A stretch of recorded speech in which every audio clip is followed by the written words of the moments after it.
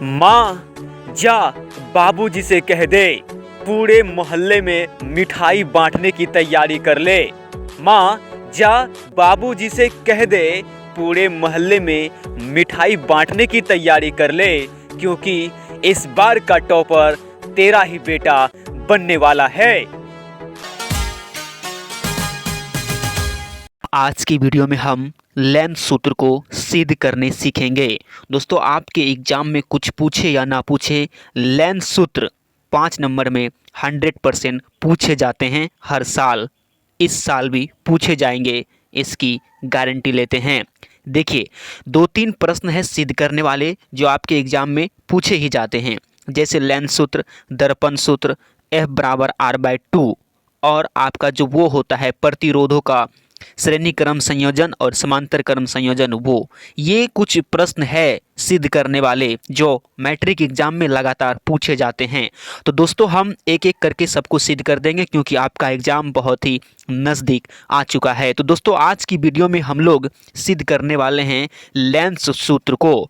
तो दोस्तों, प्रश्न कैसे पूछा जा सकता है आपके एग्जाम में, तो देखिए, एक तो इस तरीके से पूछा जाएगा, लेंस सूत्र को सिद्ध करें, या फिर आपको ऐसे भी पूछा जाएगा, ये 1/f बराबर 1/v-1/u को सिद्ध करे। ये 2 तरीका हो गया। तीसरा तरीका क्या है, आपको लेंस का नाम दे देगा कि उत्तल लेंस में 1/f बराबर 1/v-1/u को सिद्ध करे, या अवतल लेंस में। दोस्तों, अवतल लेंस में बहुत ही कम पूछा जाता है, ज़्यादा उत्तल लेंस में पूछा जाता है। तो दोस्तों, आज हम उत्तल लेंस की सहायता से इस सूत्र को सिद्ध करेंगे। तो दोस्तों, प्रश्न आप देख लिए कैसे पूछा जाता है और क्या किस तरीके से लिखा हुआ मिलेगा आपको एग्जाम पेपर में। तो दोस्तों, चलिए अब हम लोग बनाने का प्रयास करते हैं। दोस्तों, क्या करना है, आपको एक उत्तल लेंस बनाना है और लिखना होगा थोड़ा सा, माना Mn एक उत्तल लेंस है तथा AB वस्तु और A' वस्तु का प्रतिबिंब है। दोस्तों, इस चित्र को आप ध्यान से देखिए। इस चित्र को आप 1, 2 बार, 3 बार, 4 बार बनाइए, उसके बाद ही ये सिद्ध होने वाला है। मेन आपका ये चित्र है, यदि आप चित्र बना लिए तो आपका सिद्ध हो जाएगा। दोस्तों, हम ऊपर में कुछ लिखे हैं, उसको हम चित्र के माध्यम से समझा देते हैं। देखिए, माना Mn एक उत्तल लेंस है। दोस्तों, यहाँ पे M है, नीचे में N है, तो ये Mn पूरा जो है ना, ये उत्तल लेंस है, ठीक है। और आपको पता है उत्तल लेंस बीच में मोटा होता है, किनारे पर पतला होता है। दोस्तों, यहाँ पे डबल बार पेन चल गया था, जिसके कारण यहाँ पे मोटा हो गया है, तो ये गलत है। लेकिन आप जब बनाएंगे तो सिंगल लाइन होना चाहिए, मेरा डबल ट्रिपल लाइन हो गया है, ठीक है। तो दोस्तों, इससे कोई दिक्कत नहीं होगा। यहाँ पे देखिए, Mn एक उत्तल लेंस है। दोस्तों, Mn एक उत्तल लेंस हो गया तथा AB वस्तु है। यहाँ पे देखिए, ये जो लाइन है ना, ये सीधी लाइन जो कि लेंस के बीचों बीच से गुजरती है।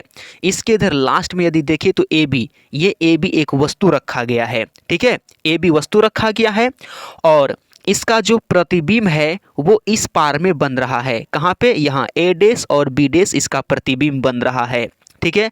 अब ये कैसे हुआ, तो देखिए, यहाँ A से एक प्रकाश की किरण इस तरीके से लेंस से अपवर्तित हुआ, यानी आर पार हुआ, और यहाँ से होकर बिल्कुल ये फोकस से होते हुए नीचे की तरफ चल गया, फोकस से होकर, ठीक है, फोकस से होकर नीचे की तरफ गया। उसके बाद फिर यहाँ से एक प्रकाश की किरण ये लेंस के बीचों बीच जो आपका केंद्र है यहाँ से होकर गुजरा, और ये भी नीचे की तरफ चल गया, और यहाँ पे दोनों मिल गया। ये वाला लाइन, ठीक है, आपको दिख रहा होगा, ये लाइन, ये किरण और ये किरण यहाँ पे मिला, जिस जगह मिला वहीं पे वस्तु का प्रतिबिंब बना।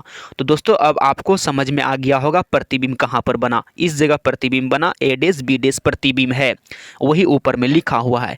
अब देखिए, लेंस में जो भी दूरियां मापते हैं वे यहाँ O यानी केंद्र से मापते हैं। लेंस की सभी दूरियां केंद्र से मापते हैं और दर्पण की सभी दूरियां ध्रुव से मापते हैं, ठीक है।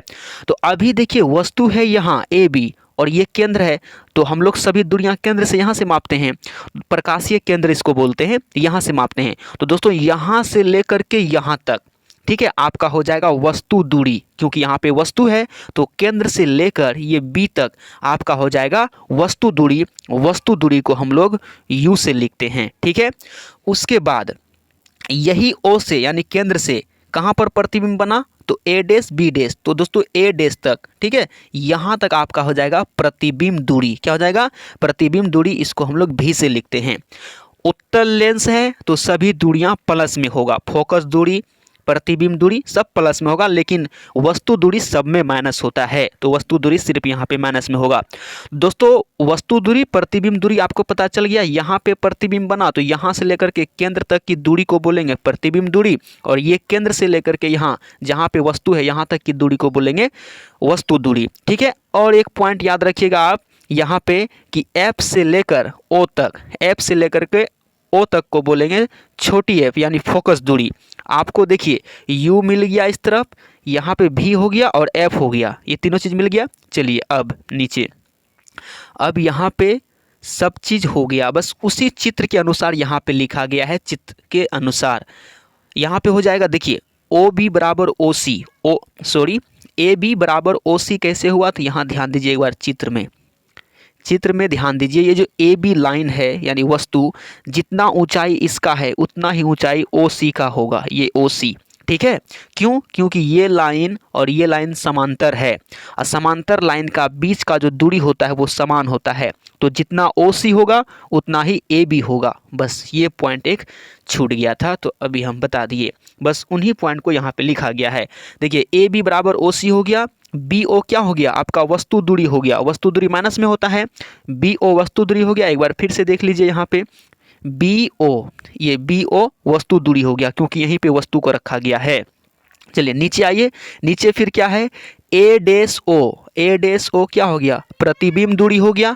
प्रतिबिंब दूरी को भी से लिखते हैं तो यहाँ पे भी लिख दिए। चलिए एक बार देख लीजिए ए डैश ओ, ए डैश ओ, तो दोस्तों प्रतिबिंब यहीं पे ना बना है इस जगह, तो ए डैश से ओ तक ये क्या होगा प्रतिबिंब दूरी हो गया। चलिए अब नीचे क्या है एफ ओ, एफ ओ क्या है फोकस दूरी है, एफ ओ क्या है फोकस दूरी। तो यहाँ पे देखिए एफ है यहाँ पे और ओ यहाँ पे, तो एफ ओ हो गया आपका फोकस दूरी, से छोटी एफ से लिखते हैं। चलिए यहाँ तक तो समझ में आ गया, अब बिल्कुल आसान है।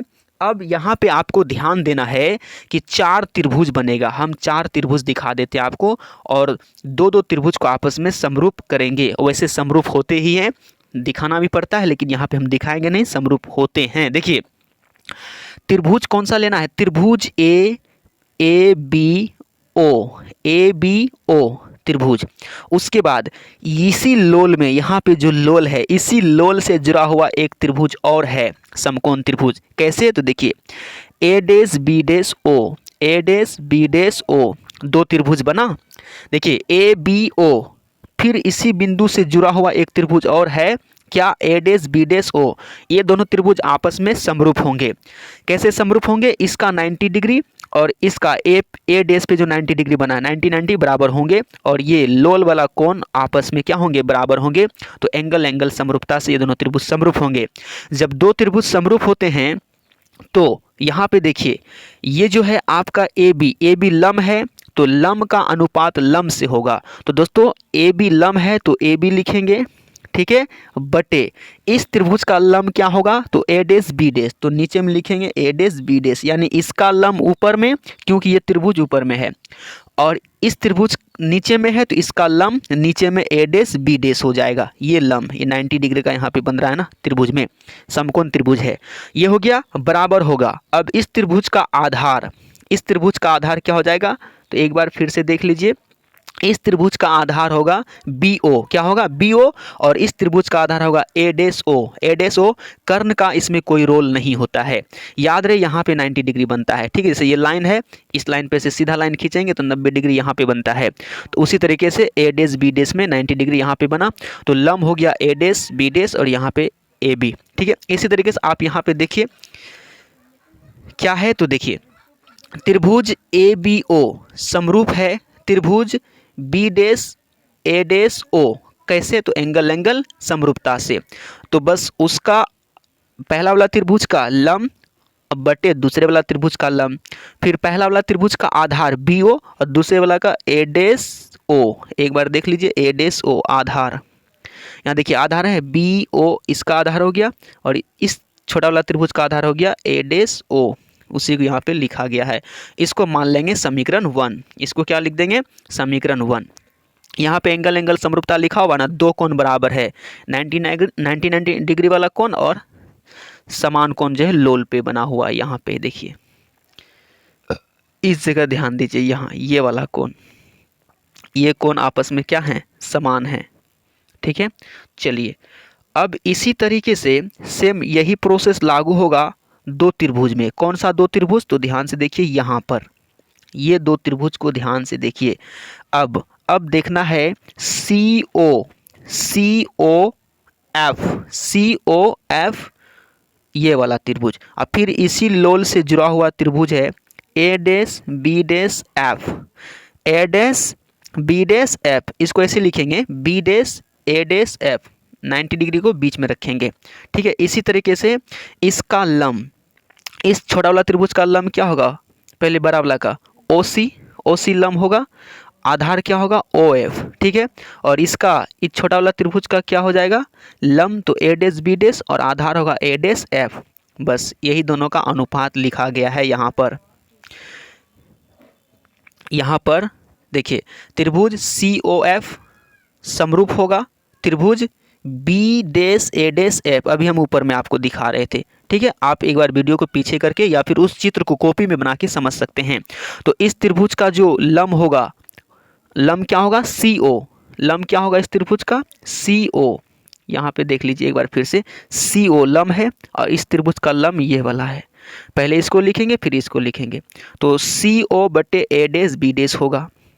यहाँ पे लिखा हुआ है सी ओ बटे ए डैश बी डैश बराबर ओ एफ बटे ए डैश, ये आधार का अनुपात हो गया। दोस्तों यहाँ पे जो सी ओ है या ओ सी है, इसके जगह हम लोग लिख सकते हैं किसको, ए बी को लिख सकते हैं। क्यों लिख सकते हैं ए बी को, ए बी को क्यों लिख सकते हैं, तो यहाँ अभी हम ऊपर में बताए थे, क्योंकि ए बी बराबर है ओ सी या सी ओ, जो भी बोलिए, ये बराबर है ना, इसीलिए यहाँ पे हम लोग लिखेंगे ओ सी के जगह ए बी, ताकि हमारा समीकरण 1 और 2 का जो है ना पहला वाला पद समान हो जाए, ये वाला। अब लिखेंगे समीकरण 1 एवं 2 से, समीकरण 1 और 2 से चलेंगे तो ये वाला चीज़ और ये वाला चीज़ सेम सेम है, तो ये कट जाएगा, बचेगा यहाँ का बी ओ बटे ए डैश ओ बराबर, इधर का बचेगा ओ एफ बटे ए डैश एफ, ये बचा।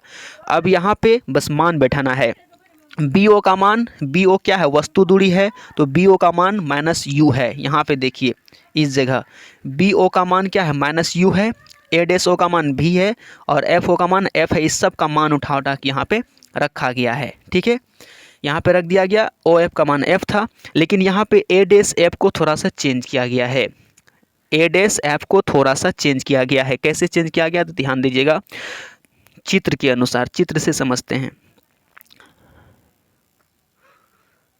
दोस्तों ए डैश एफ है ना, ये इतना सा ए डैश एफ, इसका कोई मान नहीं होता है, तो इसको हम लोग कैसे लिखे हैं, इसको हम लोग लिख सकते हैं क्या, ए डैश ओ, यानी इस जगह से यहाँ तक ए डैश ओ माइनस कर देंगे क्या, ओ एफ, क्या कर देंगे ओ एफ, ओ एफ का मान हमको पता है एफ होता है। ठीक है, तो हम लोग ये टोटल में से ए डैश ओ में से घटा देंगे ओ एफ को, तो हमें ए डैश एफ मिल जाएगा। इसी को यहाँ पे लिखा गया है, आप एक बार देख सकते हैं, यहाँ नीचे में देखिए, यहाँ लिखा हुआ A dash O minus O F, और ए डैश ओ क्या है, तो आपका प्रतिबिंब दूरी है, तो प्रतिबिंब दूरी को भी से, और ओ एफ क्या है, तो आपका फोकस है, जैसे यहाँ ओ एफ था ना तो एफ लिखे हैं, तो ओ एफ आपका फोकस हो गया, तो भी माइनस एफ हो गया। इस तरीके से हमें ये चीज़ मिला। अब यहाँ से आपको कुछ नहीं करना है, त्रियक गुना कीजिए, त्रियक गुना करने के बाद आपका सिद्ध हो जाएगा। देखिए भी गुना यू करेंगे तो माइनस यू भी होगा, प्लस ये माइनस माइनस प्लस भी गुना यू करेंगे तो यू एफ हो जाएगा, यहाँ एफ गुना यू करेंगे तो यू एफ हो जाएगा, और इधर से गुना कर देंगे एक बार तो भी एफ हो जाएगा।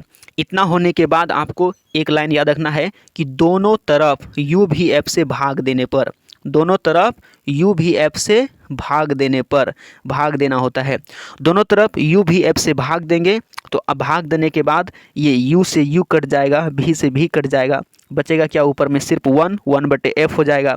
फिर यहाँ से u से u कट जाएगा, f से f कट जाएगा, तो 1 बटे भी बचेगा। ठीक है, फिर यहाँ पे f से f कट जाएगा, उसके बाद भी से भी कट जाएगा, बचेगा u, तो 1 बटे u हो गया। अब ये माइनस में है 1 बटे एफ, इसको क्या करना है, उस पार भेज देना है, किधर, तो दाएं तरफ, और 1/u को इस तरफ खींच लेना है तो आपका सिद्ध हो जाएगा। तो दोस्तों बस आपको समझ में आ गया होगा कि कैसे कैसे करना होता है। एक बार इसे अपने कॉपी में नोट कीजिए, फिर समझिए, आपको आराम से समझ में आ जाएगा। बस ध्यान रखना है कि दो त्रिभुज आपस में समरूप होता है। जो मेन है, आपको ये वाला त्रिभुज ABO ये वाला त्रिभुज लेना है, और इसी लोल से जुड़ा हुआ आपको त्रिभुज लेना है कौन सा, तो B'AO ये त्रिभुज लेना है। इसमें इसका अनुपात, लंब का अनुपात ये लंब से होगा, फिर ये आधार का अनुपात ये आधार से होगा। उसके बाद फिर इसी तरीके से आपको लेना है एक बार त्रिभुज कौन सा, तो त्रिभुज COF, और इसी लोल से जुड़ा हुआ लेना है त्रिभुज आपको B'AF ये छोटका वाला।